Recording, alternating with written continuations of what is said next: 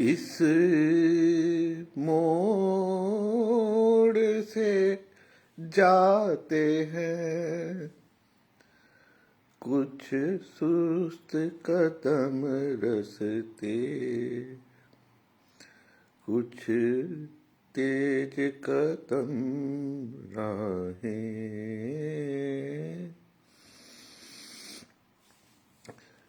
इस मोड़ से जाते हैं कुछ सुस्त कदम रास्ते, कुछ तेज कदम राहें।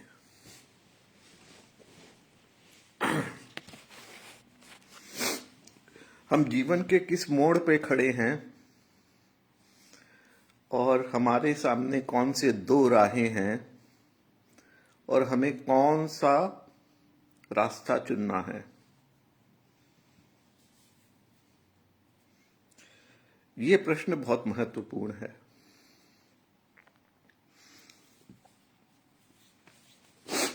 इसको फिलोसॉफिकल कॉन्टेक्स्ट में रामायण के माध्यम से समझने की कोशिश करेंगे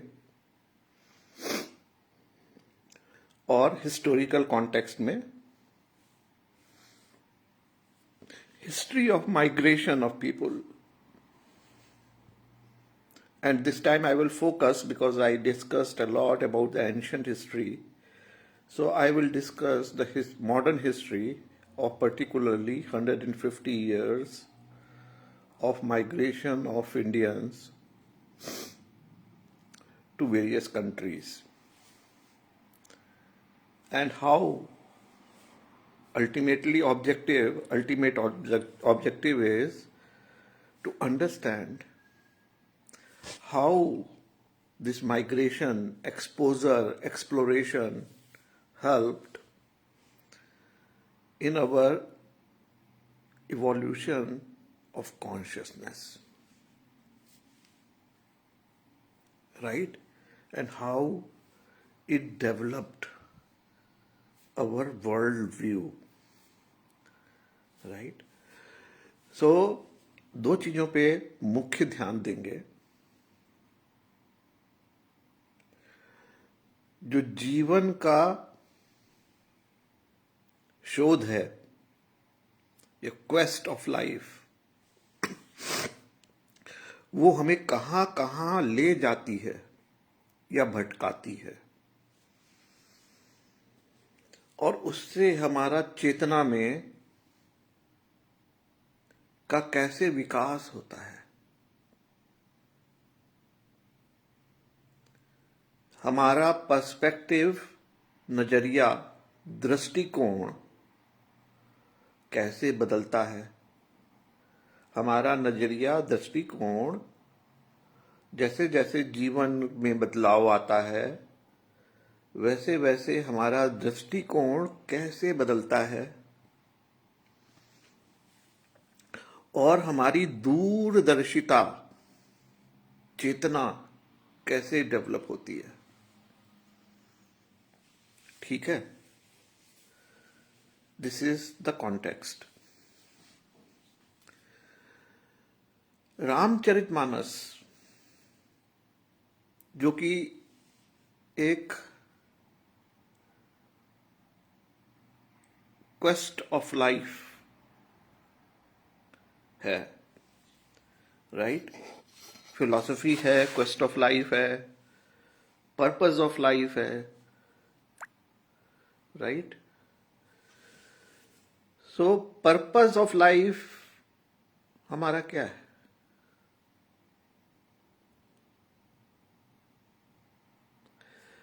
पर्पस ऑफ लाइफ का, लाइफ जब हम बोलते हैं तो हम जीवन की बात कर रहे हैं, हम कोई परलोक की बात नहीं करते, राइट?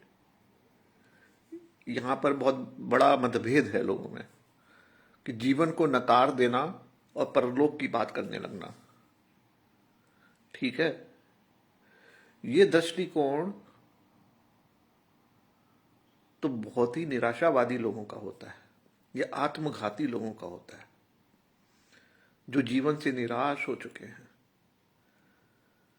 जो जीवन में हार मान चुके हैं। वो जीवन को छोड़ने की, त्यागने की बात करते हैं।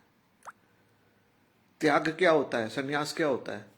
जिसने जीवन को नकार दिया हो, जिसका कि बहुत ही निगेटिव, पैसिमिस्टिक दृष्टिकोण हो चीजों को लेकर, राजनीति को लेकर, व्यवस्था को लेकर,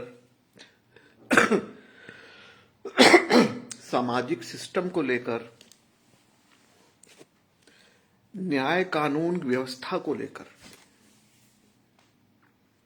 ठीक है, ये सामाजिक, न्यायिक, आर्थिक जो व्यवस्था है, ये व्यवस्था तो कौन बनाता है? मनुष्य ही बनाता है।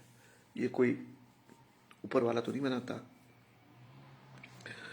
तो ये व्यवस्था को जब नकार देते हैं लोग,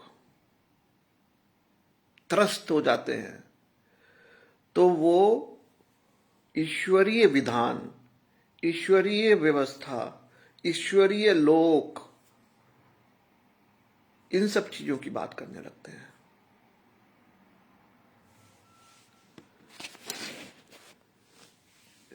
तो एक है हमारा मनुष्य जीवन, मनुष्य का रचा हुआ जीवन, क्योंकि हम अपना जीवन खुद ही रचते हैं, ये कोई भगवान नहीं रचता। भगवान का हमारे पैदा करने में भी कोई रोल नहीं है। कब बच्चा होगा वो तो हस्बैंड वाइफ मिलके खुद ही प्लानिंग करते हैं, राइट? प्लानिंग करते हैं कि नहीं करते हैं? कब शादी करेंगे, ये कोई संयोग नहीं है। बच्चा पैदा होना भी कोई संयोग नहीं है, ठीक है ना? आजकल तो सिजेरियन होता है, बहुत सी जो बर्थ होता है, तो कौन से समय में होगा वो भी आप डिसाइड कर लेते हैं। तो बहुत सी जो मत भ्रांतियां हमारे सामने हैं, उसको या तो आप उनके संग जीते रहो, उसी में गोल गोल घूमते रहो, पर जीवन जैसे जैसे आपका आगे बढ़ता है, आपकी एक नई सोच, दृष्टिकोण, एक क्लैरिटी आती है, जीवन की समझ आती है। क्वेस्ट ऑफ लाइफ यही है कि जीवन की समझ आपकी कैसे डेवलप हो रही है।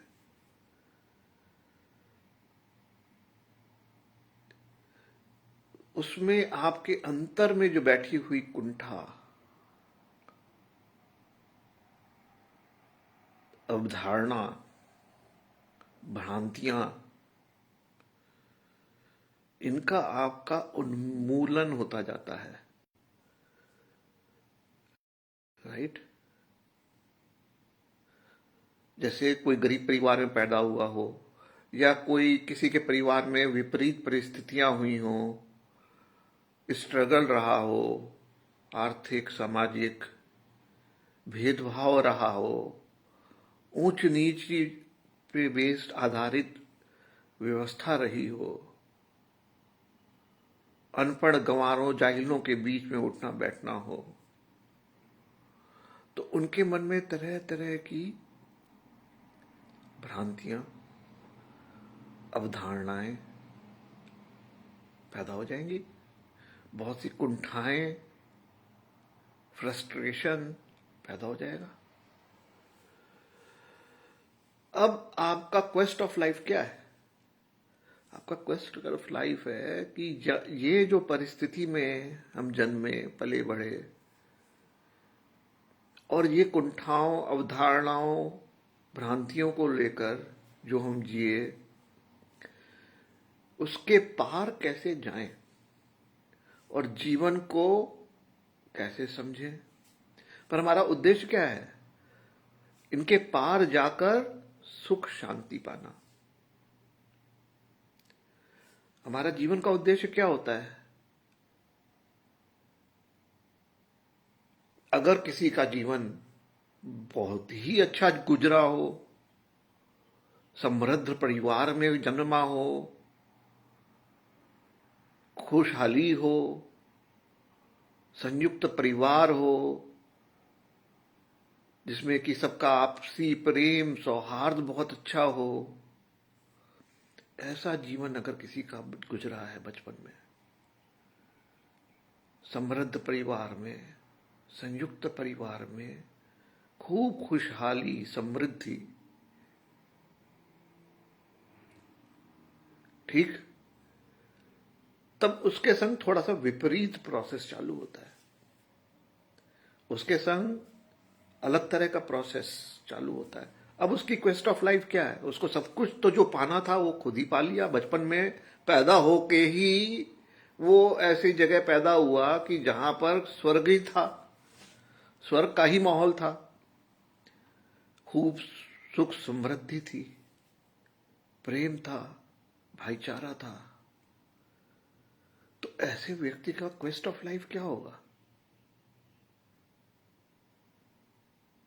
ऐसे व्यक्ति का क्वेस्ट ऑफ लाइफ कुछ नहीं होगा, वो उसको मेंटेन रखना चाहेगा बस।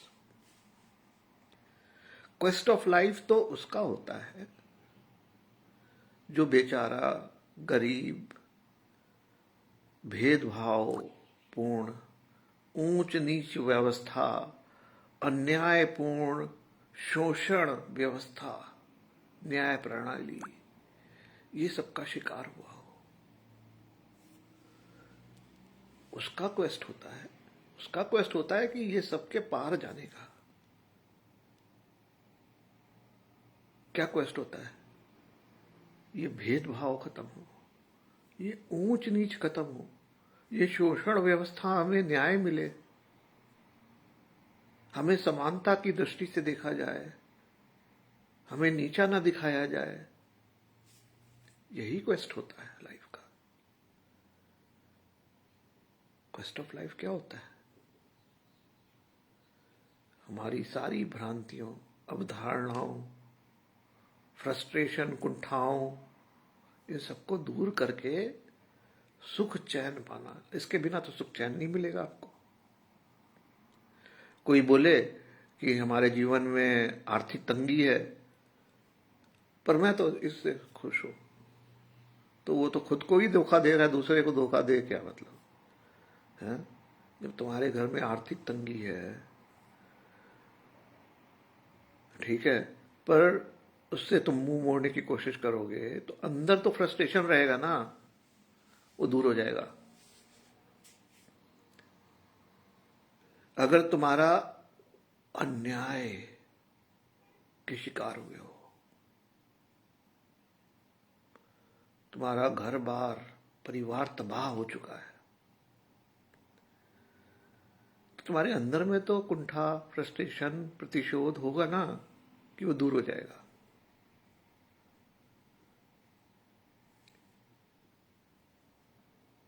ठीक। तो एक तो होता है कुछ पाने का क्वेस्ट, और एक होता है कुछ खोने का क्वेस्ट। बहुत लोगों के जीवन में ऐसा होता है बचपन में कि उनके पास बहुत कुछ होता है, सुख समृद्धि, शांति, प्रेम, भाईचारा, सद्भाव,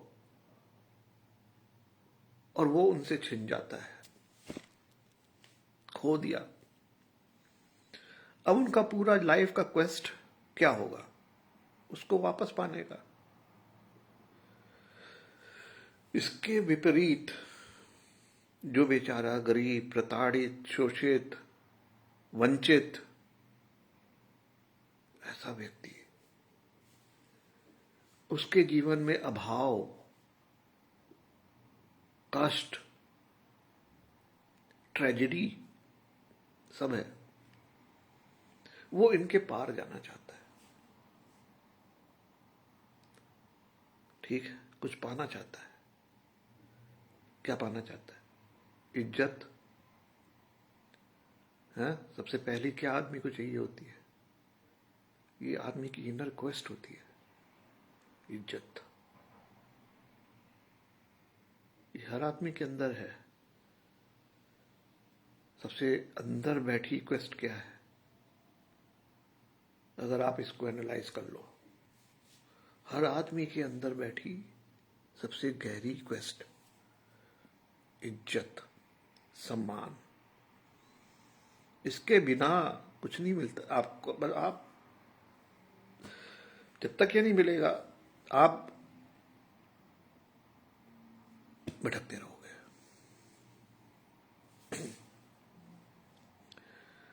ठीक,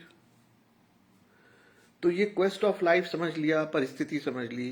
अब हमें किसी को कुछ पाना है, किसी को कुछ खोना नहीं है। ठीक है, इसको समझने के बाद हम थोड़ा सा रामायण पे और फिर थोड़ा सा माइग्रेशन हिस्ट्री, जो 150 साल पहले अंग्रेजों के समय चालू हुई। अंग्रेजों के समय क्यों चालू हुई? क्योंकि अपॉर्चुनिटी मिली बाहर जाने की, उसके पहले उसको अपॉर्चुनिटी नहीं माना जाता था। बोले बाहर क्यों जाने, घर छोड़ के क्यों जाने का? अब आदमी घर छोड़ के क्यों जाता है? बहुत से सन्यासी बन जाते हैं, बहुत से भाग जाते हैं घर छोड़ के। क्यों? यही तो क्वेस्ट ऑफ लाइफ की बात करी मैंने, कि आपका किस परिस्थिति में जन्म हुआ उस पर डिपेंड करता है। अब ऐसे लोगों का जो घर छोड़ के भाग जाते हैं, जो 150 साल पहले फिजी में भागे, अफ्रीका में भागे, वो सब कहां से भागे ये तो आपको पता है। ये सारे लोग जो है गुजरात से भागे पहले। अब ये बहुत महत्वपूर्ण सब्जेक्ट है स्टडी का सोशल साइंटिस्ट के लिए। इसको सोशल साइकोलॉजी और सोशल साइंटिस्ट के लिए, समाजशास्त्री के लिए बहुत महत्वपूर्ण सब्जेक्ट है। इससे महत्वपूर्ण सब्जेक्ट मैं नहीं जानता क्या हो सकता है। कि पूरे भारत में बंगाली तो नहीं भागे, अंग्रेजों का सबसे ज्यादा प्रभाव तो बंगाल में, तमिलनाडु में, ये सब जगह पड़ा, महाराष्ट्र में पड़ा।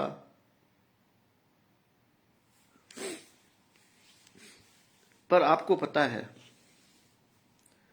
बंगाल में पहुंचने के पहले भी शुजाउद्दौला का जो युद्ध हुआ था अंग्रेजों के साथ,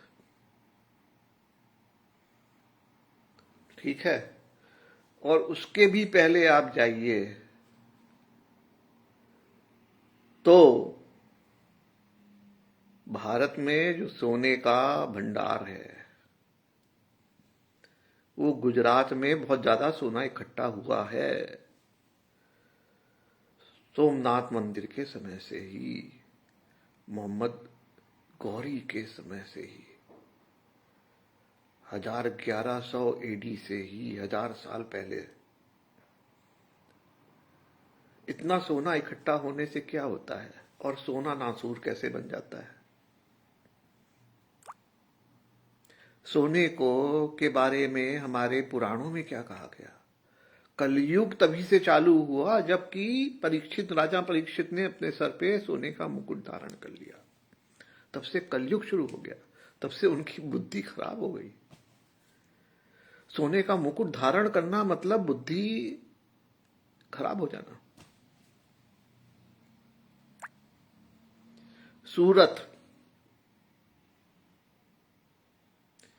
सूरत में एक अग्रवाला होता था मेरी कम्युनिटी का।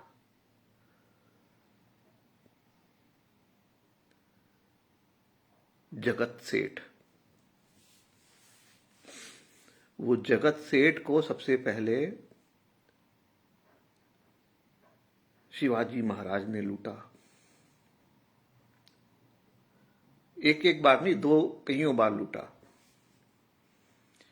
यहां से मुगलों के खिलाफ जो है, मुगलों का धन जो इकट्ठा होता था, तो वो सारा धन कहां रहता था? मुगलों का धन कैसे पैदा हुआ?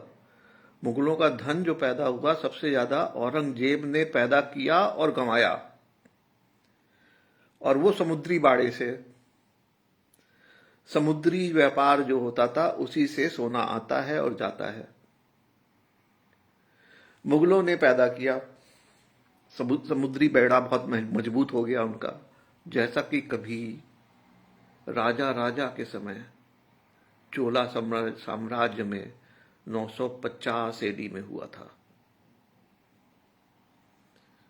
जबकि उनका समुद्री बेड़ा पूरा दक्षिण पूर्व साउथ ईस्ट एशिया में फैल गया था। जैसा कि किंग सोलोमन के समय हुआ था 1000 BCE, जबकि पूरा साउथ इंडिया का व्यापार किंग सोलोमन के किले में सोने का पूरा अंबार लगा दिया था भारत का। जैसा कि 3000 BCE 1800 BCE के पहले, जबकि आर्यों का संस्कृत इंडो आर्यन यूरोप का ही पता नहीं था, सेंट्रल एशिया का कोई खबर नहीं था, संस्कृत भाषा आर्यों का कोई नामो निशान नहीं था। उस समय इथियोपिया के पुंट प्रांत में कुश साम्राज्य होता था। कुश साम्राज्य जिसमें कि भगवान रामचंद्र पैदा हुए, वो कुश साम्राज्य कहाँ होता था और कब होता था? वो कुश साम्राज्य इथियोपिया सूडान के पुंट क्षेत्र में होता था। ठीक है, वहां सोने का अंबार लगा था। कहां से आदान प्रदान, ट्रेड होता था साउथ इंडिया से, द्राविड़ प्रांत से। तो हम पुरानी माइग्रेशन थ्योरी पे तो नहीं जाएंगे, पर सबको पता है कि इथियोपिया से व्यापार होता था इंडिया तक का, और इंडिया तक का ही नहीं, साउथ ईस्ट इंडिया से लेकर जापान तक। ठीक, ऐसा नहीं है कि जब उस समय बहुत पुरानी, स्टोन एज तो यूरोप से लेकर और चाइना तक स्टोन एज था पूरा, मतलब नॉर्थ ऑफ चाइना, मंगोलिया। उस समय मंगोलिया और सिल्क रूट का तो कोई पता ही नहीं था। वो तो आपको पता है कब सिल्क रूट डेवलप हुआ है, हैन डायनेस्टी के समय 100 BCE में। उसके पहले आप जाओ तो सिल्क रूट तो था ही नहीं। तो सारा व्यापार जो होता था वो समुद्री मार्गों से ही होता था। तो India witnessed golden age, Satyug, Treta Yug, golden age, silver age. Golden age, silver age का कोई पता ही नहीं था। यूरोप में तो कहीं कुछ खबर ही नहीं, सेंट्रल एशिया में कोई था ही नहीं। वो सब नोमैड इधर उधर जो है भेड़ बकरी चराते रहते थे, चरवाहे, बंजारे, नोमैडिक पीपुल। वो तो ब्रॉन्ज एज आया 1800 BCE के बाद, वे लोग बोलते 2200। ठीक, उसके बाद इंडो यूरोपियन भाषा, आर्यों का अस्तित्व, ये सब बातें होती हैं। ठीक, तो ब्रॉन्ज एज आया, उसके बाद ये बातें होती हैं। उसके बाद तब भी ब्रॉन्ज एज में भी यूरोप का कोई, वो सब भी तब जो है हमारा सीरियन, असीरियन, हाँ, बेबीलोनियन, ये सब सभ्यताएं डेवलप हुई। इंडस वैली उस समय फिर डिक्लाइन पे आ गया। इंडस वैली का गोल्डन एंड सतयुग और त्रेता युग की बात मैंने कर ली। ब्रॉन्ज युग आते आते क्या हुआ कि अब जो ब्रॉन्ज युग आते आते अब पतन चालू हो गया। इंडस वैली, इथियोपिया, इजिप्ट, अब जब पतन चालू हुआ तो नए जो साम्राज्य उभरे ब्रॉन्ज एज में, और ब्रॉन्ज आपको मालूम है कॉपर, टिन। अब ये टिन वगैरह जो होते थे वो अर्मेनिया में, और ये एलम रीजन है जहां पर निन्वे करके सिटी होती थी, उसके पास में north of Iraq, Persian gulf के कोने में, जहां Euphrates and tigris river milk का मुहाना होता है, जहां पे मेसोपोटामिया सभ्यता जन्म ली, जहां कुवैत और इराक है। ईरान के इलाके में वो मुहाना जो है वो ईरान के साउथ वेस्टर्न इलाका इलम। तो ये सब प्रोविंस में कुछ नए मेटलर्जी का आविष्कार हुआ, ब्रॉन्ज एज सभ्यता डेवलप हुई। तब भी यूरोप का कोई नामो निशान नहीं। यूरोप की ग्रीक सभ्यता जब चालू हुई, आयरन एज तब से शुरू हुआ। आप समझ लो 900 बीसीई, जब महाभारत खत्म हुई। कलयुग आपको पता है, हम लोग के पुराणों के हिसाब से भी कलयुग का प्रारंभ महाभारत के खत्म होने के बाद हुआ। ठीक, महाभारत खत्म होने के बाद कलयुग का प्रारंभ हुआ। कलयुग मतलब आयरन एज।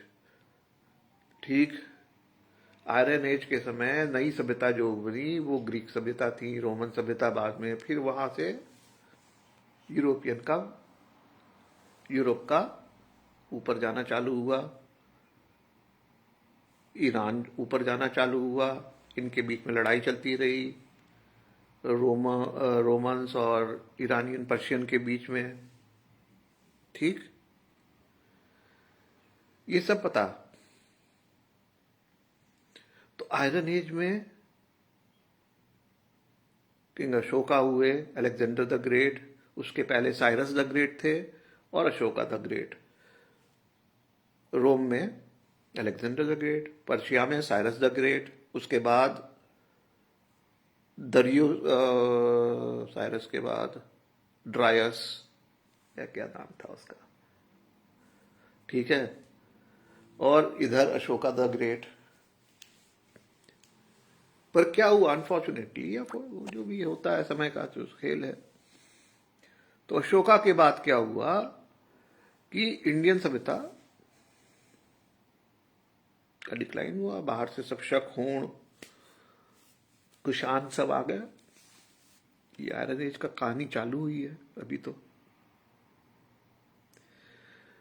तो हम लोगों की गोल्डन एज, सिल्वर एज तो बहुत पहले खत्म हो गई, जब ब्रॉन्ज एज शुरू हुई। ठीक,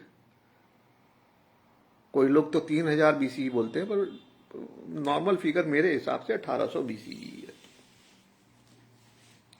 1800 बीसी के बाद वाट लगनी चालू हो गई, डिक्लाइन चालू हो गया, क्योंकि नई सभ्यताएं उभरी, मेसोपोटामिया, राइट, और ये सब। उसके बाद फिर ग्रीक, उसके बाद पर्शिया, राइट।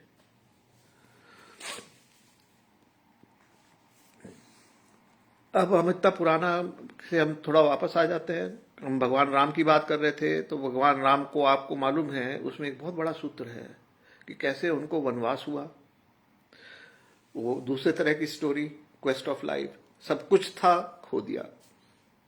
लाइफ में सब कुछ था, पैदा होते ही खो दिया।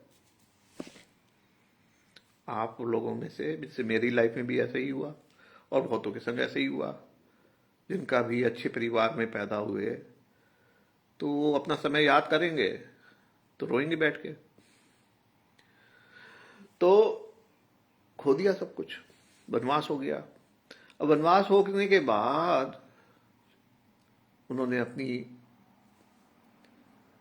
चित्रकूट में चित्रकूट में अपनी पर्णकुटी बना ली। पर क्या हो गया कि पर्णकुटी बना ली, पर वहां भी वो रह नहीं पाए।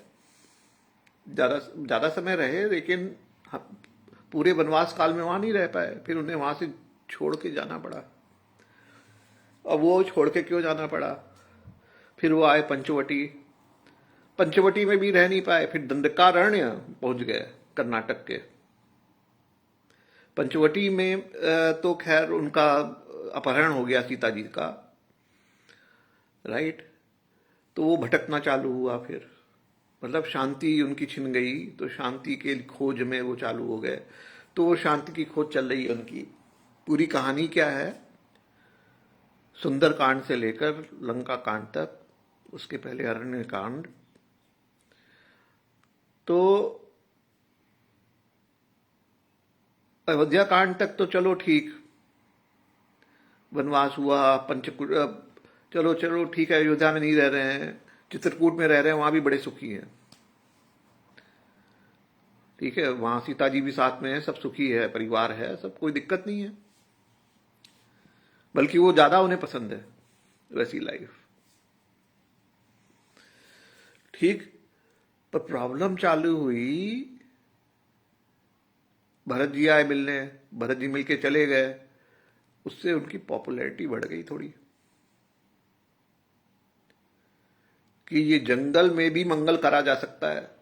अब ये जंगल में मंगल कैसे होता है, वो इन लोगों ने सिखा दिया लोगों को भैया, कि जंगल में भी मंगल हो सकता है। उसके पहले तो वो छीना झपटी करके खाते थे जंगल के लोग, पर इन लोगों ने लोगों को जीना सिखा दिया। अब जीना सिखा दिया, इन लोगों का वो होने लगा, तो फिर इन लोगों ने सोचा भाई इसको तो वनवास नहीं कहते, है ना, ये लोग कुछ ज्यादा, इनकी क्वेस्ट ऑफ लाइफ बोलिए या जो बोलिए। अब जब आपके पास सब कुछ है तो आप क्यों छोड़ के जा रहे हो, आप बताओ। पहली बार तो चलो तुम्हें, आपको वनवास दे दिया गया, पर दूसरी बार आप क्यों छोड़ के गए हैं? भारद्वाज मुनि ने आपको बोला था चित्रकूट में जाके वास करो, लोगों के चित्त में अपना जगह बना लो। उन्होंने चित्रकूट में पंच पर्णकुटी में वास किया, वहां के लोगों का पूरा दिल जीत लिया। अब ये तो, अब आज बात यह है कि अब आपको क्यों, अब आप में क्या रह गया, मतलब सुख शांति आपको चाहिए थी, मिल गई आपको, आपकी वहां पे प्रभाव है, हैं, प्रेम से रह रहे हो, अब वहां से जाने की क्या जरूरत पड़ी थी?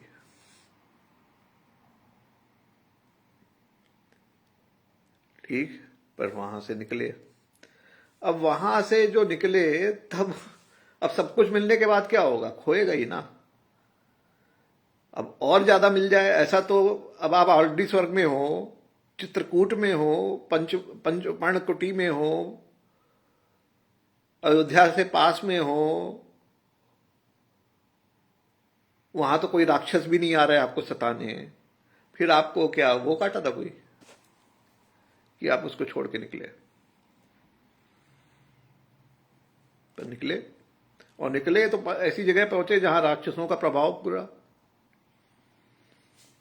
अब लड़ो बैठ के, अब लड़ोगे तो फिर शांति तो गंवानी पड़ेगी। तो ऐसा क्वेस्ट ऑफ लाइफ भगवान राम का रहा, राइट।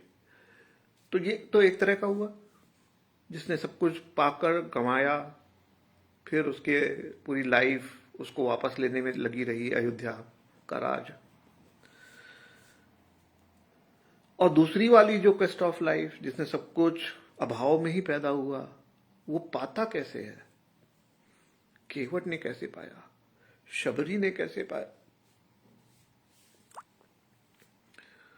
तो जो हमारा बहुजन समाज है, ओबीसी, एसटी, एससी, है ना, उसकी ये समस्या है बहुजन समाज की, कि वो कैसे सुख शांति पाए।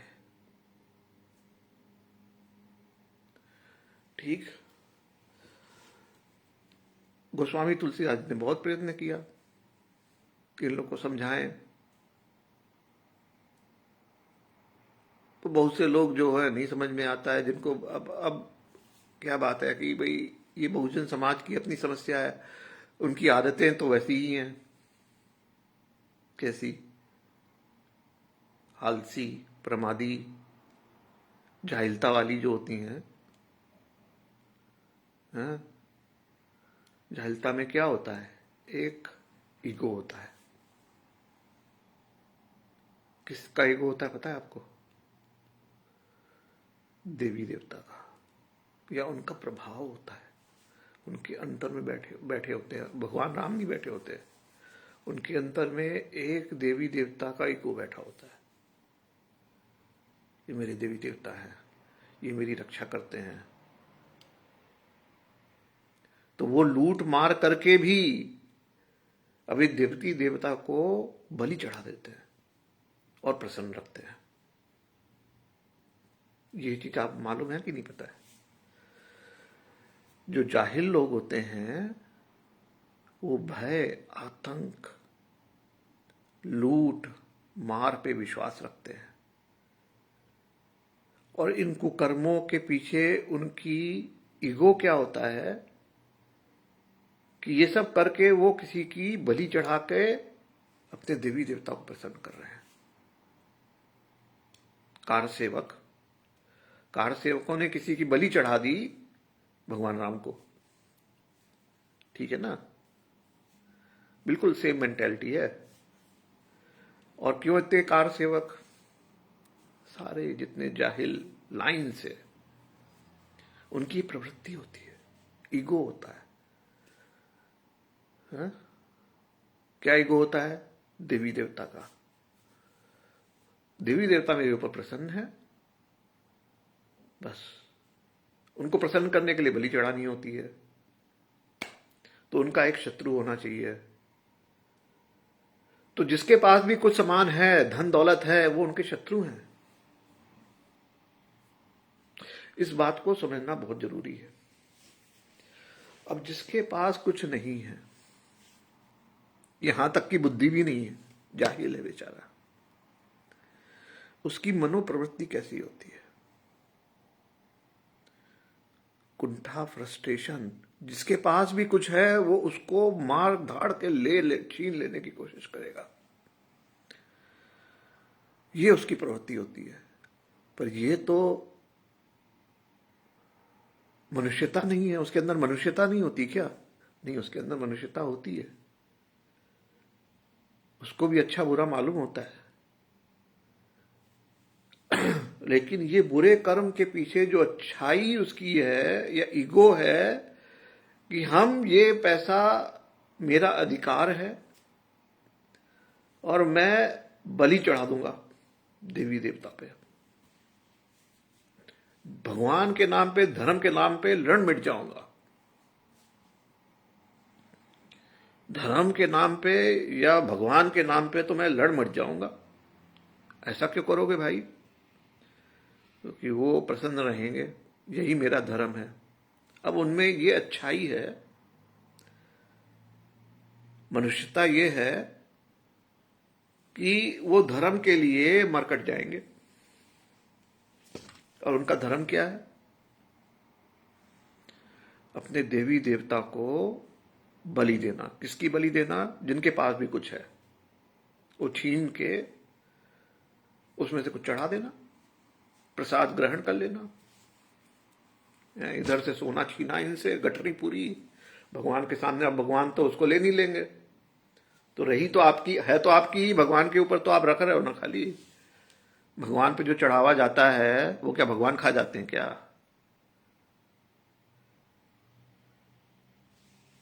है?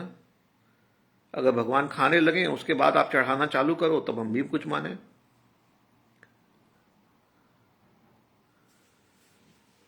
ठीक? तो ये इनकी जाहिलता है, ईगो है, इनकी क्वेस्ट ऑफ लाइफ है। अब आगे थोड़ा सा जल्दी से आके,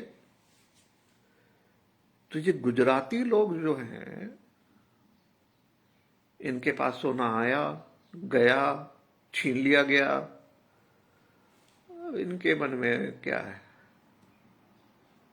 और आपको गुजरातियों के बारे में एक जानकारी नहीं होगी, मैं बताऊं। बहुत से जैनी लोग जो हैं, वो महावीर वाले, महावीर तो हुए थे वर्धमान में, बंगाल के उड़ीसा के उधर। तो वहां से उनकी दाल नहीं गली जैनियों की, अब वो महावीर तो चले गए, उसके बाद जैन धर्म चालू हो गया, लोगों ने अपनी धर्म वहां पे भी चल, जाहिल लोगों को एक धर्म पकड़ा दो, चालू हो जाएंगे। करनी उनके स्वभाव क्या है वो मैंने बता दिया आपको। तो वो जाहिल लोग वहां से गुजरात चले आए, साउथ में चले गए। सो बहुत से जैनी बुद्धिस्ट जाहिल, अब मैं बुद्ध को और महावीर को जाहिल नहीं बोल रहा हूं, माफ करिएगा सर। मैं जो अपने को बुद्ध के फॉलोअर बोलते हैं, जो अपने को जैनियों के फॉलोअर बोलते हैं, और जो छीना छानी और धर्म युद्ध करते हैं, मैं उनकी बात कर रहा हूं। ऐसे जैनी गुजरात में चले आए, व्यापारी बन गए। अग्रवालों के संग भी अब तो शादी होती जैनों की। सिंधी कहां से आए आपको पता है? सिंधी लोग, ईरानी सिंधी सब इधर आ गए। ठीक, व्यापारी, मारवाड़ी सिंधी, जैनी, इन सब की खुंदक क्या है? इन्होंने दूसरों का पैसा छीना, सोना छीना। इन्होंने छीना, दूसरे ने छीना। बात देखिए, मोहम्मद गौरी छीन ले जाए, अंग्रेज छीन ले जाए, या शिवाजी छीन ले जाए, या महाराणा प्रताप जी छीन ले जाए, अरे कोई तो छीनेगा, क्योंकि तुमने ही छीन के इकट्ठा किया है।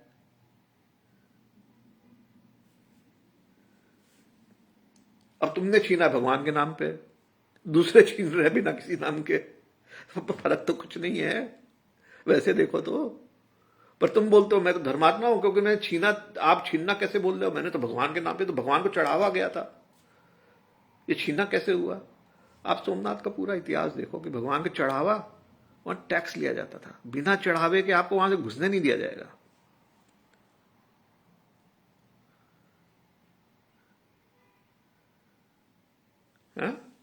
परमिट सिस्टम था। सोना लेके नहीं आओगे, चढ़ाओगे नहीं तो नहीं, घुसने नहीं देंगे वहां पे। पूरा वो आप उसको मंदिर बोलोगे, धंधा बोलोगे, लूट मोड़ोगे, और मैं मेरे हिसाब तो बात तो बिल्कुल साफ है। आप मंदिर बोलो, चल रही है वहां पे लूट खसोट, छीना झपटी, मारकाट।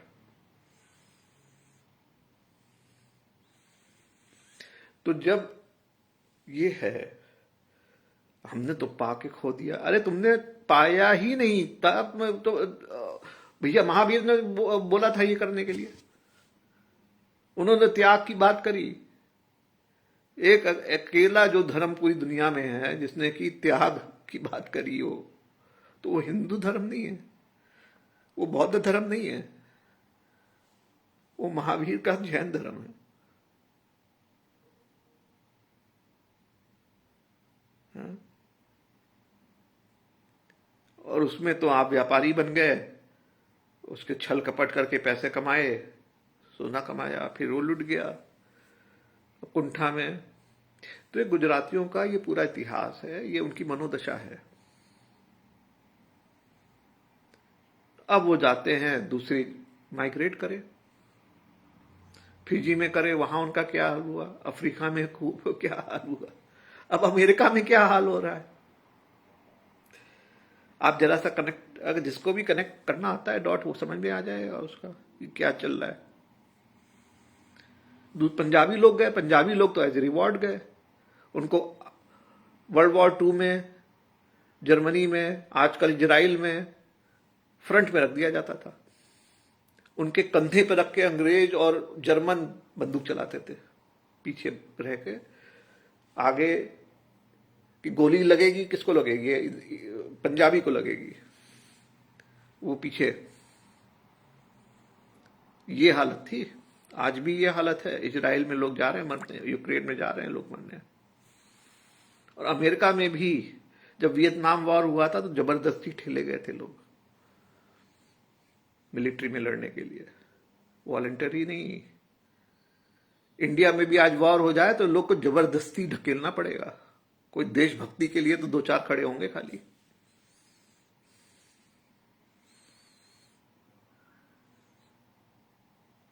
वरना सब बोलेंगे भैया रिजाइन करके सब भाग जाएंगे, रिजाइन करने नहीं दिया जाएगा।